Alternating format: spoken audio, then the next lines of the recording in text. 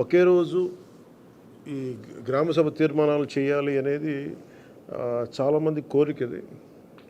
పంచాయతీరాజ్ వ్యవస్థలో గ్రామ పంచాయతీల నుండి జిల్లా పరిషత్ వరకు పటిష్టంగా ఉన్నప్పుడే నిజంగా మనం అనుకున్న అభివృద్ధి సాధించగలుగుతాం.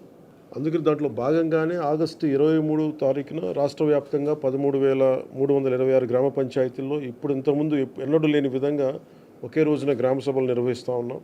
ఈ గ్రామ సభల్లో ఉపాధి హామీ పథకంలో ప్రతి కూలీ కుటుంబం సంవత్సరంలో 100 రోజులు పనిచేసే విధంగా అవగాహన కల్పించాలి.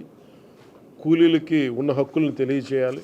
రైతులకు ఉపాధి హామీ పథకాన్ని సద్వినియోగం చేసుకోవడానికి సంబంధించిన పనుల వివరాలను గ్రామ సభల్లో ప్రతి ఒక్కరికి అర్థమయ్యే విధంగా తెలియజేయాలి. ఇకపైన ఉపాధి హామీ పథకాన్ని సమర్థవంతంగా అమలు చేయడానికి మనందరం కలిసి పనిచేద్దాం. పథకం అమలులో మన రాష్ట్రాన్ని దేశంలోనే మళ్ళా మొదటి స్థానంలో ఉంచడానికి కృషి చేయాలని కోరుకుంటా ఉన్నాను. గ్రామాలను అభివృద్ధి చేసే మహాత్మా గాంధీ గారి కళలాగా గ్రామ స్వరాజ్యాన్ని స్థాపించాలి, ఆ దిశగా అడుగులు వేయాలని చెప్పి మీరందరూ కలిసి మాకు సహాయ సహకారాలు ఇవ్వాలని మనస్ఫూర్తిగా కోరుకుంటున్నాను.